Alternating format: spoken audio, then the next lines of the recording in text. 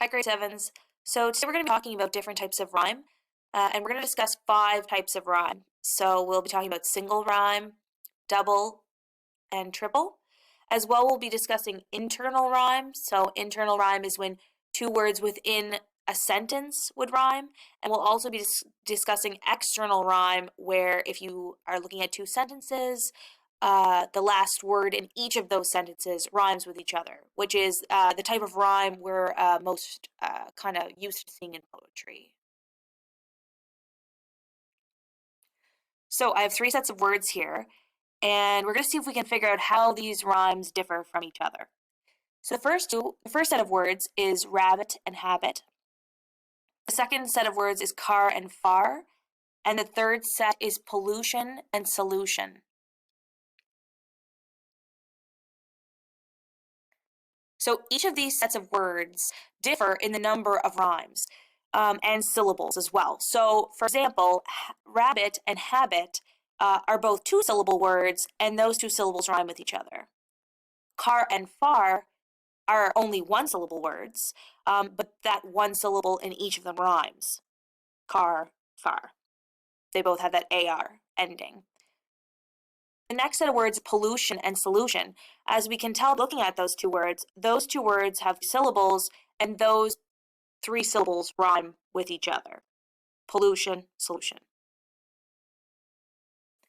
So as I mentioned before, a single rhyme is 1 syllable, when 2 1-syllable words rhyme. That's, like I said before, what we're pretty used to seeing most of the time, like bone and phone, car and far, stop and flop, crash and smash, tree and key, and home and dome. So those are just a few examples of single rhyme word pairs that you might see. Now, double rhyme is when 2 syllables rhyme. So in those words, we have lumpy and grumpy. Those words both have 2 syllables, and their 2 syllables rhyme. Button and mutton, kicker and flicker. Triple rhyme is when we have 3 syllables rhyme. You don't see this as often, but you do see it sometimes. So it can look like one of 2 ways. Either in the lines that you're looking at, there is a bigger word that has 3 syllables, and those rhyme with each other. So, for example, if one sentence used the word mournfully, and the next sentence used the word scornfully, mournfully and scornfully, both those words have 3 syllables, and they rhyme with each other.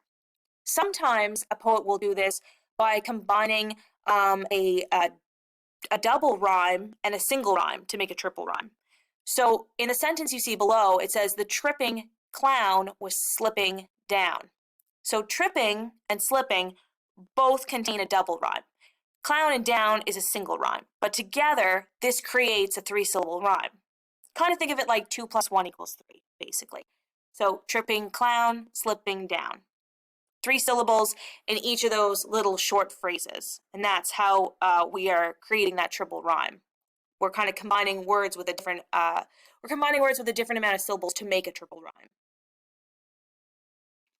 So there is a types of rhyme worksheet that I have attached to the classroom, and I will explain it after the presentation to you, just so you can kind of get an idea of what you're supposed to do. So here, we're going to look for the double rhyme. Now, it may not necessarily be that it's 2 words with 2 syllables that we're looking for. So just kind of keep that in mind. It could be something, it could be words that kind of when we use them together equal out to make a double rhyme. There once was a little blue mouse. He tried his hardest to find a new house, but he was out of luck, so he just said shucks and went home to complain to his spouse.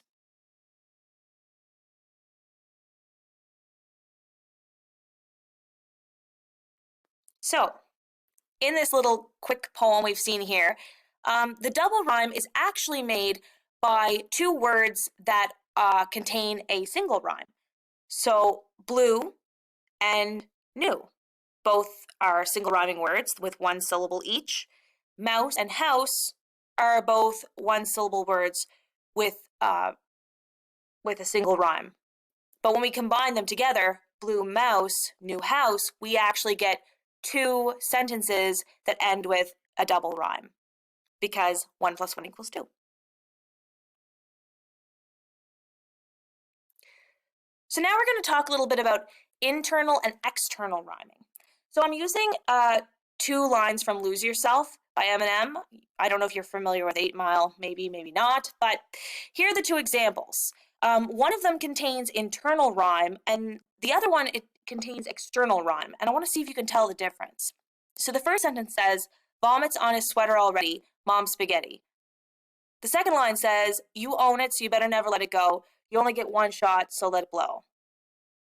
And I don't feel like that second line is right. But anyway, that's the line they're giving us. So try to figure out which one is the internal rhyme and which one is the external rhyme.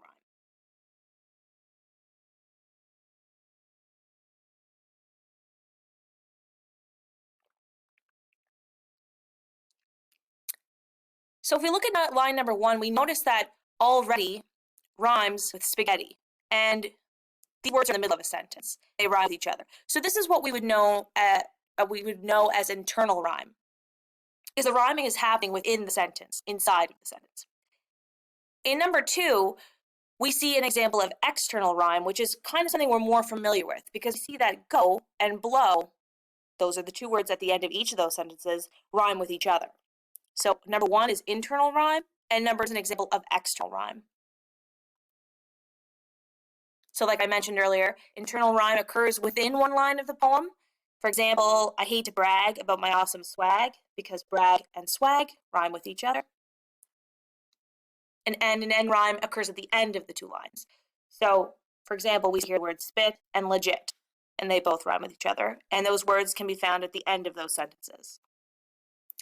So the second part of your assignment today is that you're going to label or find the end rhymes and the internal rhymes in Eminem's Lose Yourself. And the audio, I think, is attached to the PowerPoint, but I also have the lyrics on a separate worksheet. So I'm going to just show that to you really quick. And here are just the terms that we've learned about today. So I'm going to quickly show you the worksheet portion of this.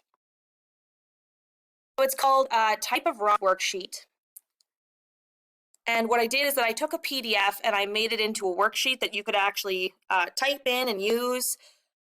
Well, you see all of the type here text inside. So the first question basically is just asking you to look at the pairs of words and identify whether the rhyme is single, double, or triple.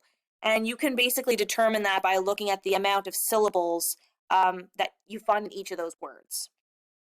When you want to write an answer, whether you want to say that, for example, game and fame, whether you want to say that it's a single, double, or triple rhyme, you want to put your answer in, all you have to do is click on type here, and you can just delete my writing and then just type in your answer. And you can do that for each of us.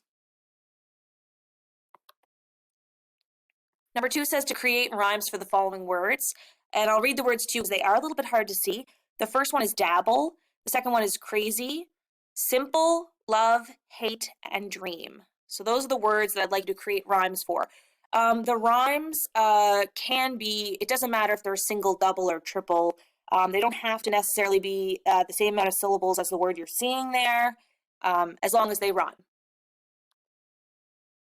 Number 3 is how many words can you rhyme with the word date? And again, the word date is only 1 syllable, but the words that could potentially rhyme with that could even be 2 or 3 syllable words. So just think of any words at all that rhyme with date and write them in the box.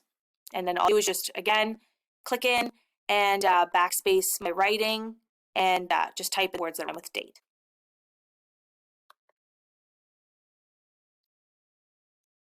On the next page, there is the lyrics to Lose Yourself.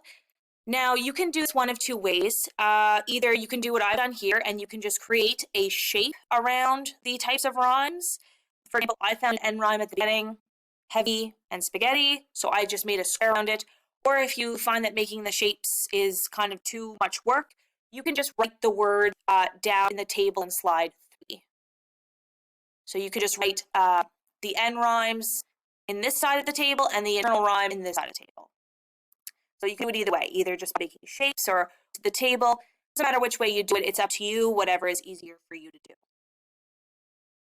So that's the assignment for today. If you have any questions, feel free to message me in the classroom or send me an email, and we'll be chatting soon.